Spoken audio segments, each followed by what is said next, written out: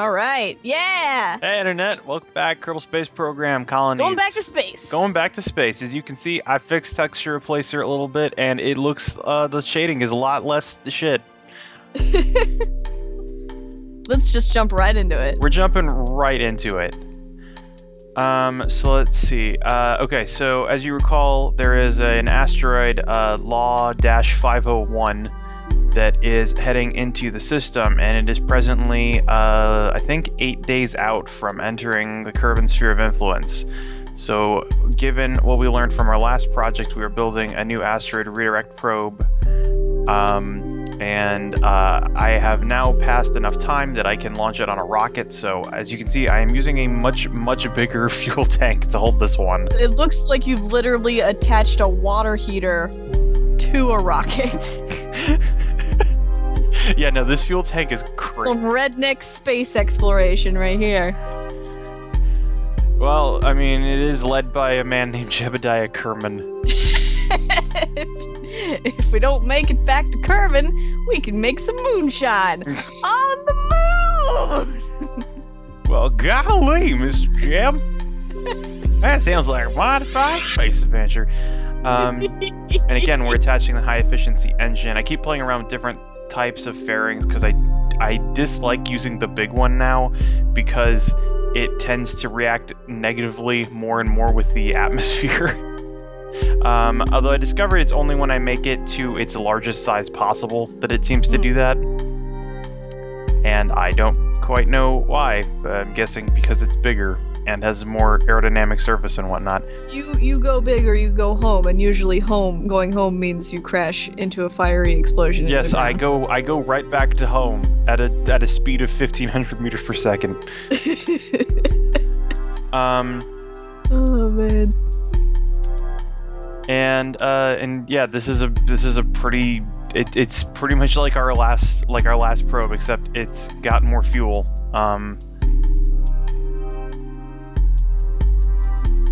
All right. So cool. Let's see. Yeah. So let me remember what I was. So there was a thing I was going to say at the end of the last episode. Look at all those fucking orbits. Yeah, we have the Moho probe, which is in a parking orbit. Then we have the space station, and then at the outside we have our communication network that's at a geosynchronous orbit. So like I was saying at the end of the last episode, the claw that is in this game is not does not accurately represent the materials that the things we would use to redirect asteroids. And the one I was trying to talk about before I interrupted myself 5 times to talk about something else that was happening. I mentioned the idea and the concept of gravel piles, which are basically a large collection of space rocks that are held together by gravity, and you can't grab that with a thing because it's not a single solid body. No, it's just like putting your fingers in a sack of loose grain. Oh. Yeah, loose grain. That's my favorite kind. So the other means that we would do to actually redirect an asteroid that is like that is to launch a probe, and this is a very long-term option, but giant tennis racket. No, because the rocks, they just fly through all the holes in it. Damn it. What we do is you have the probe go into an orbit around the gravel pile, and you have the probe actually activate thrusters occasionally when it's at a specific point in the orbit, and as it shifts its orbit, the gravity from the probe will attract the gravel pile as much as the gravel pile attracts the probe. And so by burning the engines occasionally at certain points in the orbit, you can actually use gravity to redirect the very minute amount of gravity in the probe, or that the probe creates through its mass, to redirect the asteroid. Yeah, but no one's gonna make a movie about that. Well, yeah, I mean... The little probe that could. I think I can. That might be a porno. Let's not talk about it anymore. What the hell kind of porno would that be? Look! I'm not saying anything anymore. Look at all those orbits. Yeah. And then there's also a whole bunch of other orbits that are listed there, which are satellites that we have around. Whoa, whoa! I don't think you've gone this far back before. Yeah, no, this is the first thing we're sending out of the. This is the first thing we're actually sending out of a. Whoa! And you can see all of the near Kerbin asteroids. Oh my God, those are all asteroids? Yeah. Our planet is doomed. Well, most of them come. I mean, of them, only 6 are on a course that will hit the atmosphere. There's like 67 of them, and most of them hit a periapsis that's like 16 million kilometers away. Is there no like Jupiter equivalent in this game that can be a bro and take all the asteroids for us? Well, the way that apparently in the Kerbin system, the asteroid belt exists exactly between Kerbin and Duna. All right. So no is the simple answer. There is a Jupiter equivalent, but the asteroids don't originate from there. And we just keep discovering new asteroids pretty much constantly. I don't know if it shows up too well in here, but Kerbin actually gains a 4th moon over the filming of this episode. Whoa, really? Yeah, another. What'd you name it? I can't name it anything because I haven't sent anything to go after it yet. Okay. So we are setting up right now. We're setting up an intercept with Law 501. And the way that I'm doing this intercept, if you didn't notice, it said when I was leaving the Kerbin system, my ascending node was like minus 180 degrees, which basically means I am following the asteroid's trajectory, but in reverse. Okay. I set myself up on the asteroid's path, except I'm going the opposite direction, which is how I plan to catch it before it gets into the system. It's a race now. So while we're waiting the 6 days it's going to take for that to get out, I decided that it's time for another space shuttle mission. And because why not? Yeah, and so I unlocked a whole. Okay, that essentially just looks like you just put a cardboard box onto it. What? So what is that? all of these are mapping tools. The blue thing creates a topographical map. The white thing I think looks for anomalies. And one of them also, let me see. One of them also maps like altitudes and can do, well, I guess it does topology and stuff. So this is your Google Earth satellite. Basically, yeah. We're going to launch 3 of these. One's going to map Kerbin. One is going to map the moon, and one is going to map Minmus. And basically, the Kerbin one is going to be Google Maps. And here we are loading them into the space shuttle, and this is the squirreliest thing to try. Putting anything in a space plane is like the biggest pain in the ass. It's like a toddler. No, don't wanna. No. Eventually, I force it in there, and then I realize I have enough room to put another satellite on, so I do that. And with all those loaded into the bay, we lift off. We take Sugar back to the. And my phone makes some noise. But we take Sugar back to. The runway, and we start setting these into orbit. All right. So the plan, we have 3 satellites. They're all going to go into polar orbits around the 3 bodies in the Kerbin system. One is going to map Kerbin and take atmospheric science, and well, not atmospheric science because that would require an atmospheric probe, but it's going to do a lot of Kerbin science. One of them is going to map, getting some nice reentry effects as we go hypersonic at 20 kilometers up.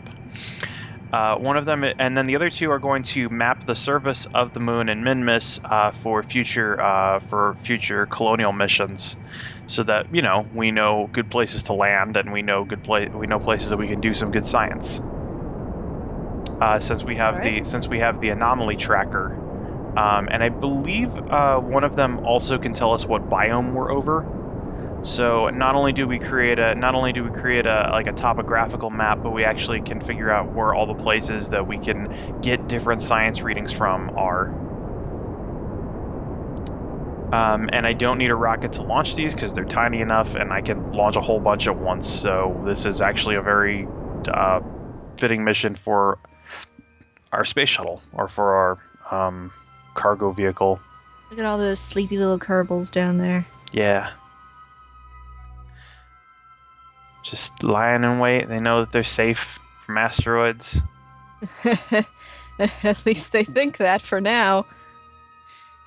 So we hit the airspace limit right here and open the cargo bay, exposing all of our satellites.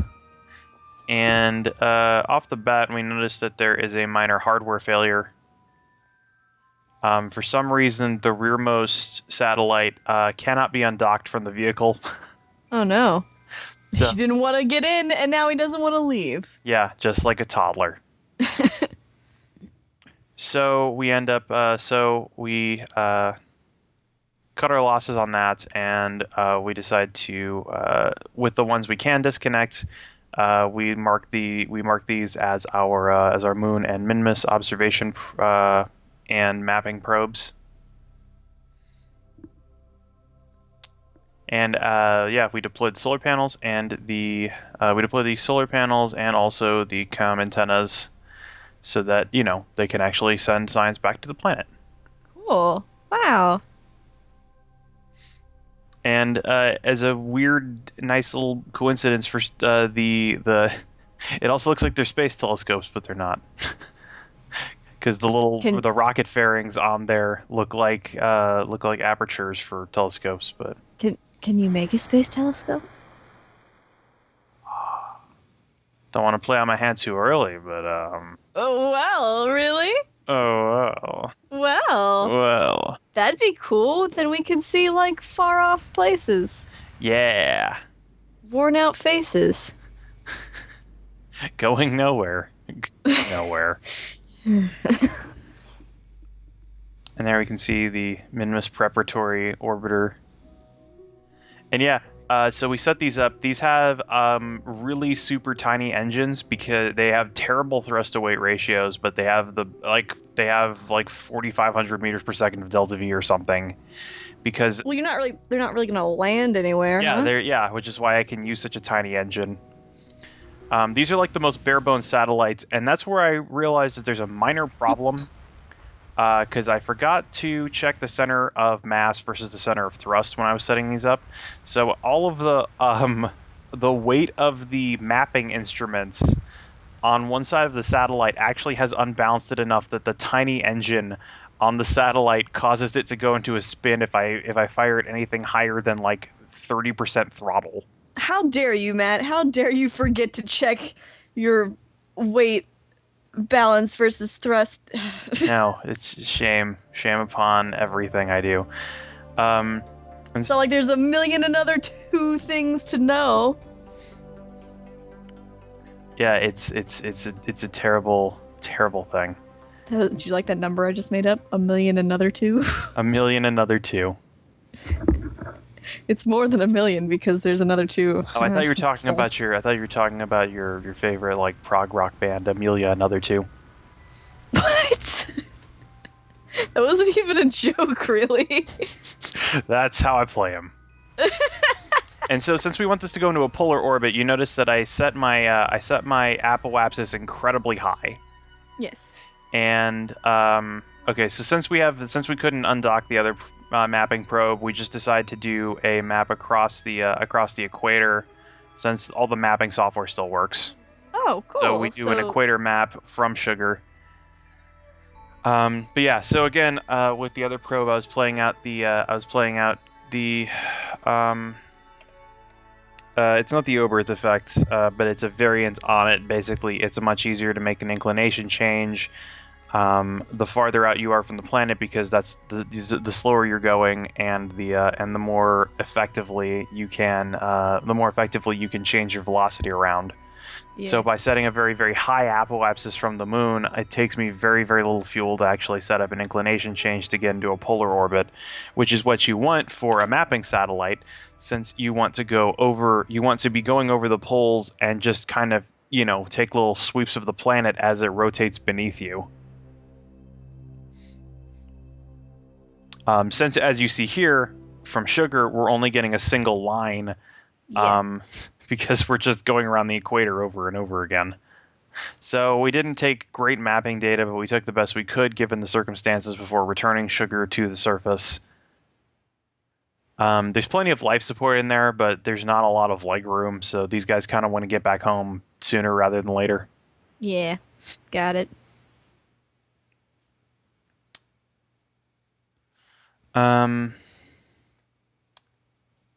So let's see.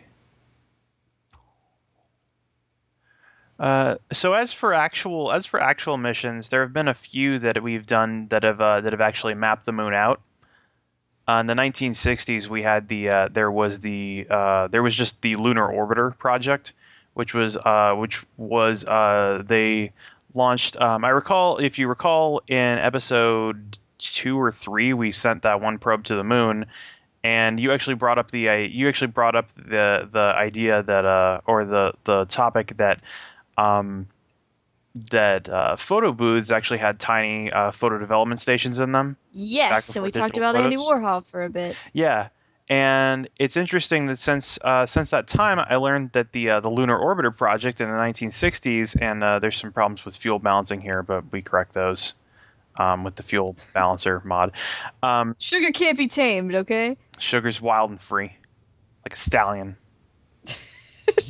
or a stallion, but a mare. Figured that one out, science. So in the 60s, we actually were launching spy satellites, but the thing was that there was no digital photography. Like our spy satellites and our reconnaissance and observation satellites, what they did was they were just flying photo booths. They took pictures on film, and then they dropped the film canisters out. And they returned to Earth. They came in screaming through the atmosphere, and then they would deploy a parachute at a certain height, and a plane would fly by. And if you've seen Batman, if you saw The Dark Knight, you recall that Morgan Freeman talks about we had a project in the 60s called the Skyhook.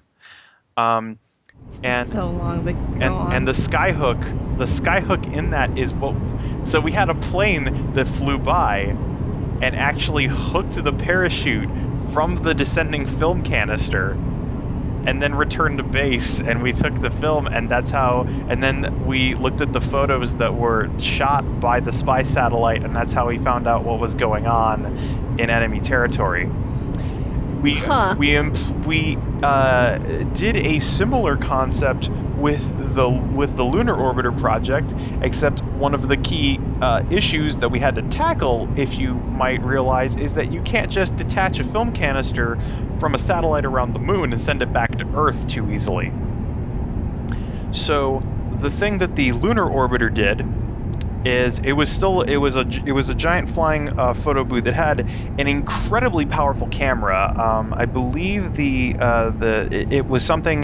had a resolution like 1 meter per pixel or something like that. Like 1 meter on the surface is 1 pixel in modern terms is 1 pixel in a photo, which for a satellite is crazy.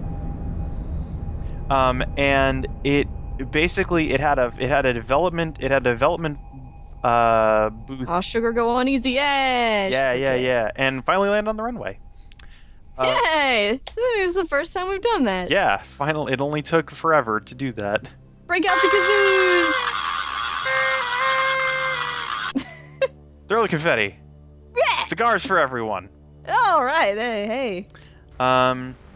And so so the Lunar Orbiter it developed the film, and then it ran it through, and then the way that it actually managed to send the photos back home was it basically took the film and it ran it on a reel past what was essentially like a cathode ray tube, like old TVs, how they drew the picture on the screen.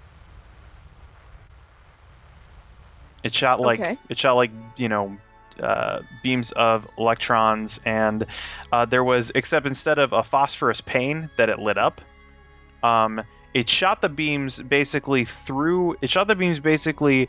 through the film, and there was a receptor on the other side, and that receptor then beamed radio signals, like radio TV signals, back to powerful, like, high gain antennas at NASA, which were then run through a computer, and then that computer interpreted that data and basically printed that out, and it would print out this photo, and then a guy would take that photo and all of the other photos that were being printed out and lay that on the floor of, like, a conference room and stand on a ladder and with a camera take a picture of that. Then they would develop that, and we're actually back to encountering our asteroid here now. But basically, they would take a picture of that, then they would develop that, blow that picture up, and they would take all of those pictures and lay them out in a mosaic style in an airplane hangar. How did anyone get anything done? And they would stand on a bigger ladder and take a picture of that, and that's how we got a map of the moon in the 60s.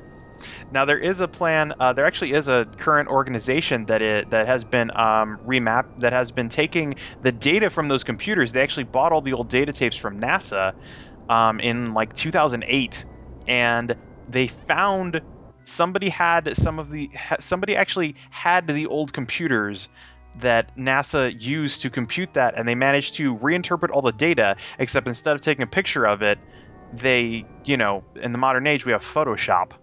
So they composited all the images together in the same way that they did in the 60s, except using Photoshop, and made crazy good-looking images from this old data tapes, because it's still the crazy, like, 1 meter per pixel resolution.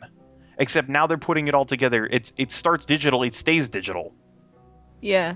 And I'll probably put a link in here to show that project.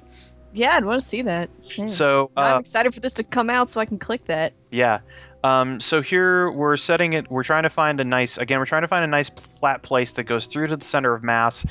Since our last satellite did a lot of spinning, and we don't want to do that much spinning. One other thing to say about that high efficiency engine at the back. I don't know if you noticed, there's a nuclear trefoil on it.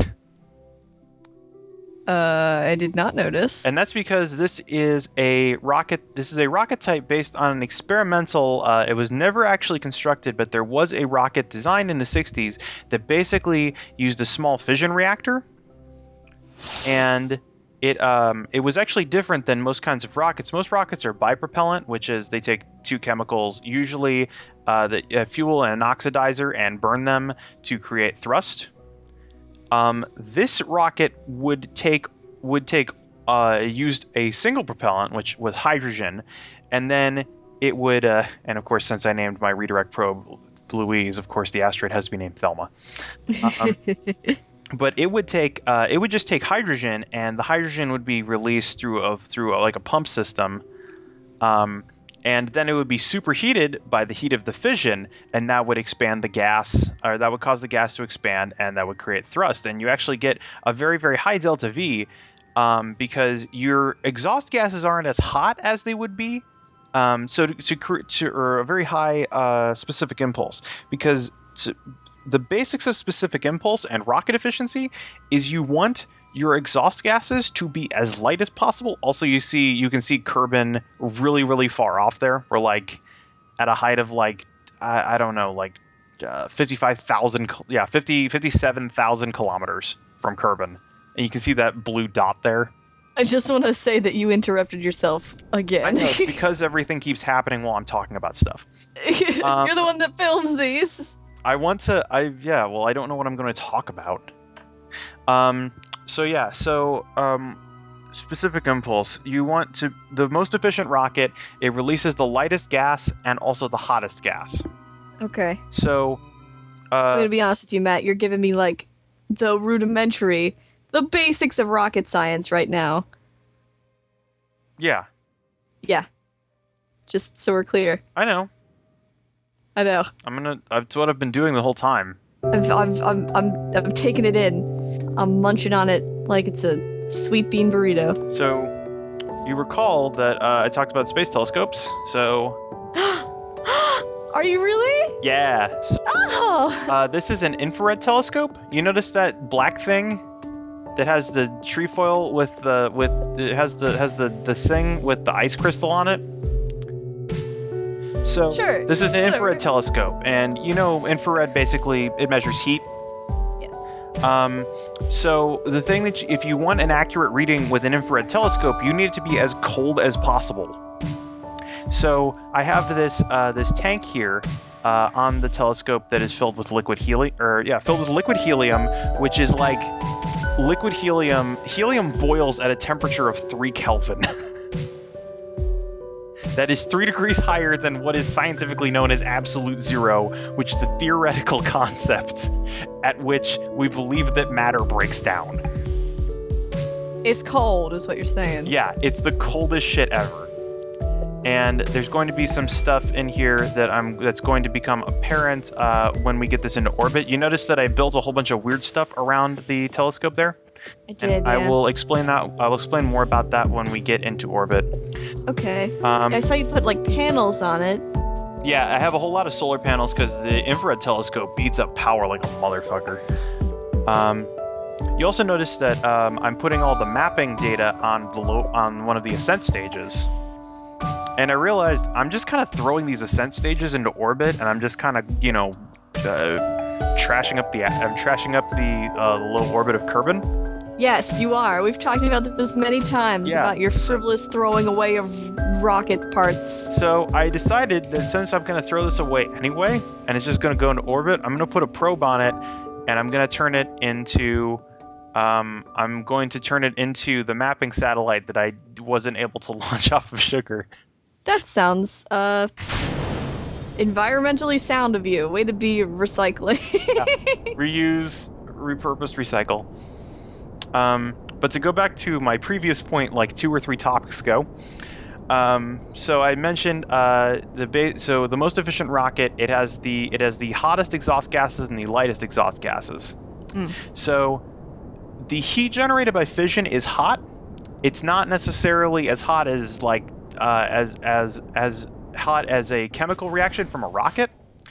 But the benefit of it is that you don't need an oxidizer or anything. You just need to take any gas and make it hot. So if you fill it with just hydrogen is literally the lightest element in the universe. It is a proton. Maybe a proton and an electron if you're getting crazy. So the fission reaction doesn't make the hottest exhaust gases, but the fact that you're burning the fact that you're just shooting off hydrogen, whereas the second lightest fuel we have is a hydrogen and oxygen mixture, which makes water, which is like 18 times heavier. You get a crazy high specific impulse because even though it's not as hot as it could be, it is so much lighter. And so for that reason, that's why the nuclear engines most rocket engines in this game have a specific impulse at the highest. The chemical rockets have a specific impulse of like 350 to 400 seconds. The nuclear engine has a specific impulse of 750. And that's good.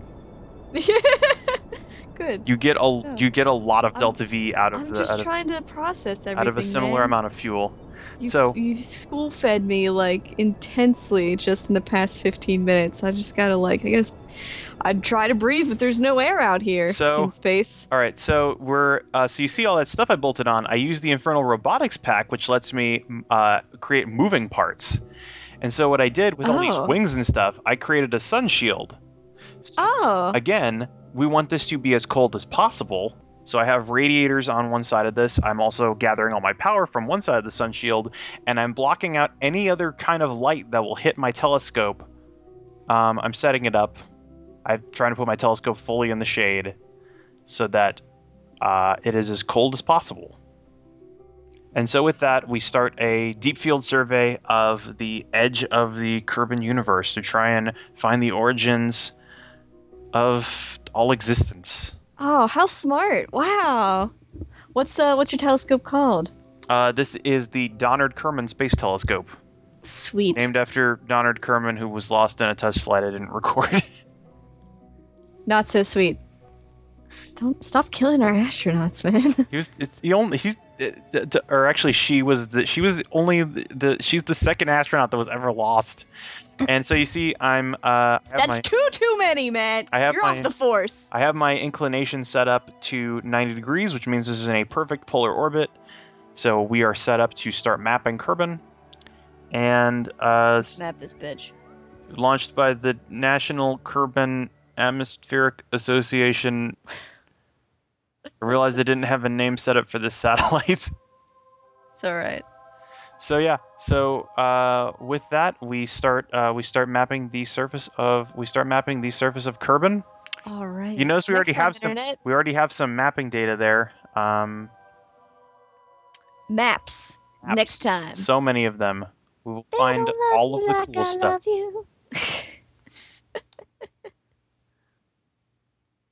Also, there's probably going to be a stinger somewhere on here, so someone can click and find the blooper video.